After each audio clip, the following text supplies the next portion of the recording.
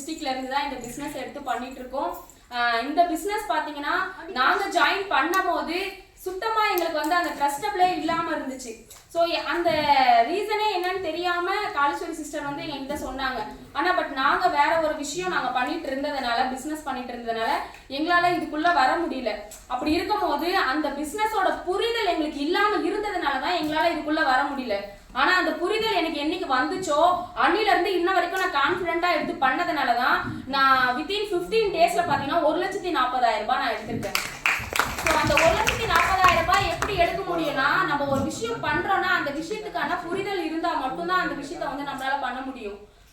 வந்தோம் போனோம் நின்னோம் செஞ்சோம் அப்படின்னு சொல்லிட்டு அந்த புரிதல் இல்லாம பண்ணும் போது என்ன ஆகும்னா, நம்ம எந்த ஒரு விஷயத்த நம்ம கான்சென்ட்ரேட் பண்ணி நான் பண்றேன்னு சொன்னாலும் அந்த விஷயத்துல வந்து நமக்கு ரிசல்ட் கிடைக்காது.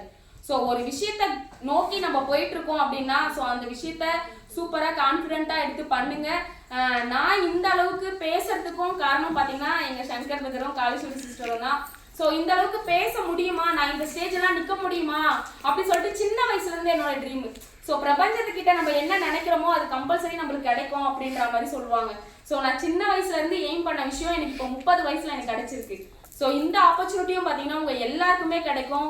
ஸோ எங்களை விட அதிகமாக வந்து பார்த்தீங்கன்னா நெட்வொர்க்கில் வந்து இன்கம் எடுக்கிறதுக்கான ஆப்பர்ச்சுனிட்டி இருக்கு. ஸோ இது வந்து ஃபேக்கு ஸ்கேமு அந்த மாதிரி விஷயம்லாம் எதுவுமே கிடையாது. ஸோ நம்ம கம்பெனியோட கான்செப்டும் விஷயமும் கரெக்டாக நீங்கள் அப்சர்வ் பண்ணீங்கன்னா நிச்சயமாக வந்து நம்மளால வந்து சக்ஸஸ் பண்ண முடியும்.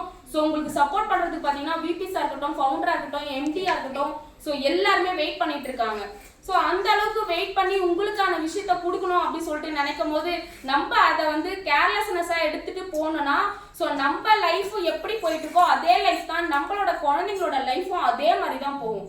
ஸோ ஆக்டிவ் இன்கம் வேணுமா ஸோ இல்லை பேசிவ் இன்கம் வேணுமா அப்படின்ற டிசிஷன் வந்து நம்ம எடுக்கணும். ஸோ நம்ம எடுக்கிறதுக்கு நம்ம கான்ஃபிடென்ட்டாக இருந்தால் மட்டும்தான் நம்மளால வந்து அந்த பேசிவ் இன்கம் அப்படின்ற ஒரு விஷயத்த வித்தின் 4 இயர்ஸில் வந்து எடுக்க முடியும். ஸோ ஒரு எக்ஸாம்பிளுக்கு நான் சொல்ற மாதிரில ஒரு நாளைக்கு 2 ஐடி நம்ம கொடுத்தோம்னா நம்ம கம்பெனிக்கு கஸ்டமரை டெவலப்மெண்ட் பண்ணி நம்ம ஒரு 2 ஐடி கொடுக்கும்போது வித்தின் 5 வருஷத்துல 7,30,00,000 ரூபாய் எடுக்க முடியும். இங்க நான் சாத்தியபூர்வமா கால்குலேஷன் பண்ணி வச்சிருக்கேன்.